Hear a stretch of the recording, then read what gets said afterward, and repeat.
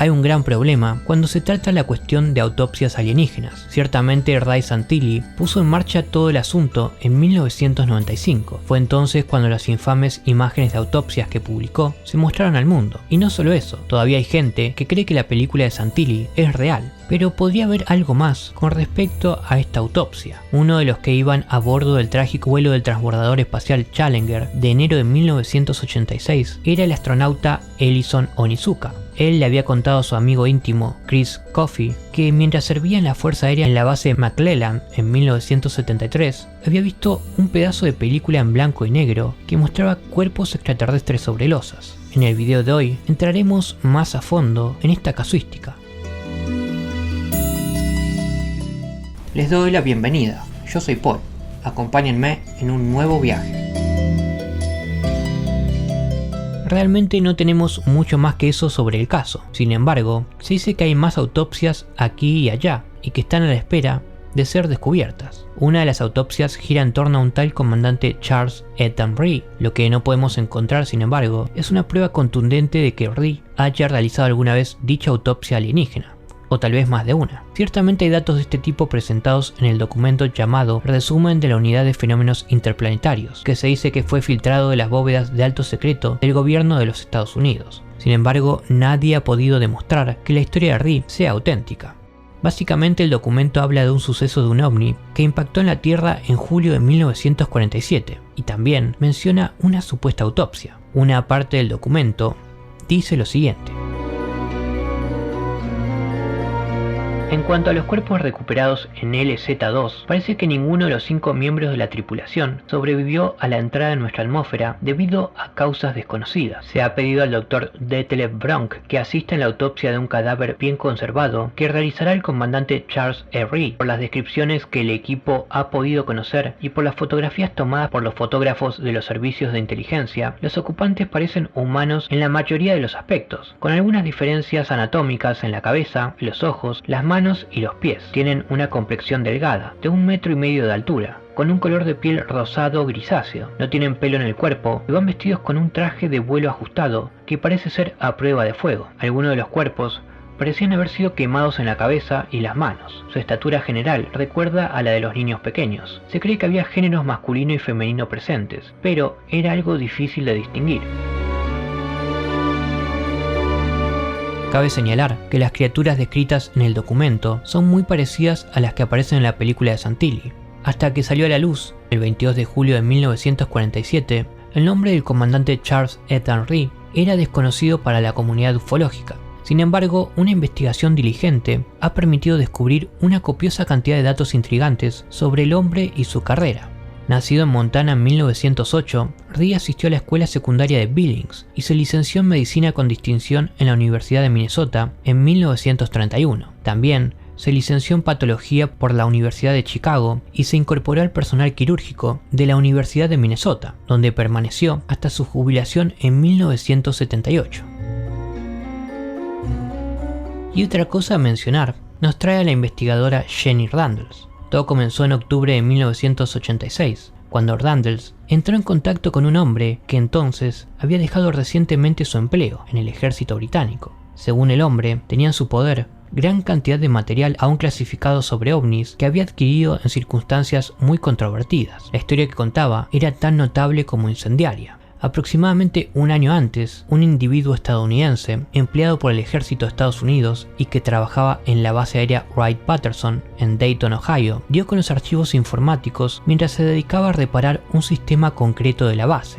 Y no estamos hablando de unas pocas páginas de material. Según lo que Robert contó a Randles, el número de páginas era enorme. El hombre supuestamente imprimió alrededor de 600 páginas de material, que ni siquiera se acercaba al total. Resulta que el hombre en cuestión era amigo del oficial al mando de Robert en el ejército británico. Ambos se habían conocido en un programa de intercambio. Temeroso de lo que se había metido, el especialista en informática le entregó al comandante los cientos de páginas de material sobre los ovnis impactados, y además sobre autopsias alienígenas. Desde ahí todo el material llegó a Robert. Uno de los papeles hacía referencia a la autopsia de un cuerpo extraño. Randles dijo lo siguiente: Había mucho material sobre Roswell, incluía fotografías del ovni y de los extraterrestres. Uno de los archivos con más pormenores era un informe de la autopsia, que tenía cerca de 200 páginas, y hablaba de los cuerpos recuperados del accidente de Roswell. Robert recordaba el nombre del médico que lo había redactado. Su nombre era Dr. Frederick Hauser, un hombre que nunca había sido relacionado con los ovnis. Robert dijo que había un relato muy minucioso, que estaba en gran parte lleno de jerga médica sobre la autopsia, y que él no entendía. Y también que había una fotografía de una entidad con una hendidura justo en el centro de la garganta hasta el ombligo. Y no, aún no hemos terminado. Hay otro caso. T.E. fue alguien que contó al ufólogo Leonard Stringfield que en 1953, con apenas 20 años, y estando destinado a Fort Monmouth, en Nueva Jersey, fue convocado para ver una sorprendente película en una sala de la base. Stringfield dijo lo siguiente: sin ningún tipo de información, el proyector de películas de 16 milímetros se encendió y la película comenzó a rodar. Esta mostraba una escena del desierto dominada por un objeto en forma de disco plateado incrustado en la arena. Entonces hubo un cambio de escenas. Ahora se veían dos mesas, probablemente colocadas dentro de una tienda de campaña, sobre las que había cadáveres. Los cuerpos parecían pequeños para los estándares humanos, y lo más notable eran sus cabezas, todas parecidas y todas grandes en comparación con el tamaño de sus cuerpos. Curiosamente, a T.E. y a sus colegas se les dijo inmediatamente después de ver la película que pensaran en eso, pero más tarde se les comunicó que era un engaño. Y haciendo un inquietante paralelismo con la película de Santilli, T.E. le dijo a Stringfield: la película de 5 minutos de duración ciertamente no era una producción de Disney. Probablemente fue rodada por un camarógrafo inexperto porque estaba llena de arañazos y tenía un colorido y una textura pobre. Pero las historias de autopsias aún continúan. En 1996, un militar denunció que los extraterrestres habían caído en las montañas de Berwyn en enero de 1974. Dijo que los cuerpos golpeados de la tripulación muerta fueron llevados en secreto a Porton Down para un examen apresurado y una conservación aún más apresurada. Como suele ocurrir en este tipo de situaciones, la fuente prefirió no dar su nombre a la comunidad de investigadores de ovnis de la época. Prefirió ocultarse en la oscuridad, envuelto en el misterio y la intriga. Solo compartió su historia con Tony Dodd, que era sargento de la policía en North Yorkshire e investigador de ovnis. Dodd optó por dar a su hablador soldado el alias de James Prescott, que según Dodd llevaba mucho tiempo retirado del ejército británico. No puedo dar el nombre de mi unidad ni de mi cuartel, ya que todavía están operativos, dijo Prescott. Sin embargo, admitió que su base, en ese momento, estaba situada al suroeste de Inglaterra, lo que abuelo de pájaro puede haber situado su instalación no demasiado lejos de Porton Down. De forma muy desconcertante, y aunque el incidente de los montes Berwyn se produjo el 23 de enero de 1974, Prescott y sus colegas recibieron la orden de estar en estado de alerta a corto plazo, solo 5 días antes, el 18 de enero. Prescott dijo lo siguiente: entonces recibimos órdenes de proceder con velocidad hacia el norte de Gales. Nos detuvimos en Chester para prepararnos para un ejercicio militar que creíamos que iba a tener lugar. El 20 de enero, la comunicación que recibimos fue en alerta. Aproximadamente a las 20:13 horas, recibimos órdenes de dirigirnos a Llangollen, en el norte de Gales, y de esperar nuevas indicaciones en ese punto. Según Prescott, había una gran cantidad de actividad terrestre y aérea sobre y alrededor de estas enormes montañas. Recuerden que esto era todavía el 20 de enero, según Prescott, 3 días antes de que la Tierra sacudiera esos pequeños y viejos pueblos al pie de las montañas. Prescott dijo que esa misma noche, él y sus colegas recibieron nuevas órdenes. A nosotros, es decir, a mí y a otros 4, se nos ordenó ir a Latterfell y teníamos órdenes estrictas de no detenernos por ningún civil.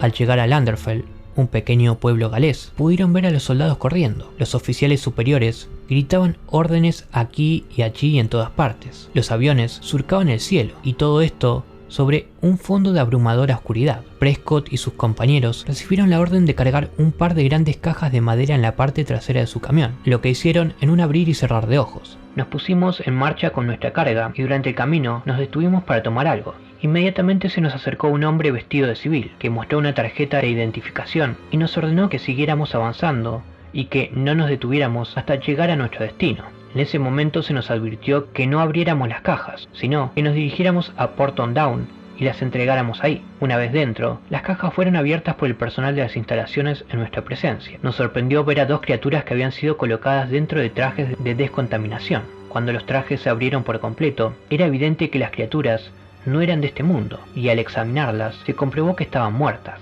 Lo que vi en las cajas ese día me hizo cambiar todo mi concepto de la vida. Los cuerpos medían entre 1,40 y 1,60. Tenían forma humanoide, pero eran tan delgados que parecían casi esqueléticos, con una piel que los cubría. Aunque no vi ninguna nave en el lugar, me informaron de que una gran nave había impactado y fue recuperado por otras unidades militares. Algún tiempo después, nos reunimos con los otros elementos de nuestra unidad, que nos informaron que también habían transportado cuerpos de seres extraterrestres a Porton Down, pero dijeron que su carga seguía viva. Prescott terminó su sensacional relato a Dodd, afirmando que esta fue la única vez que estuvo involucrado en algo de esa naturaleza. Este suceso tuvo lugar hace muchos años, y ahora estoy retirado de las Fuerzas Armadas, dijo Prescott. Aunque él no mencionó las autopsias, basándose en el trabajo que realiza Porton Down, imaginamos que esta práctica habría sido vital. Las historias de las autopsias en el Reino Unido son más o menos las mismas que las de Estados Unidos, como se ha visto. Si estas historias son reales, desinformación o simplemente bromas, es algo que tal vez descubramos con el tiempo.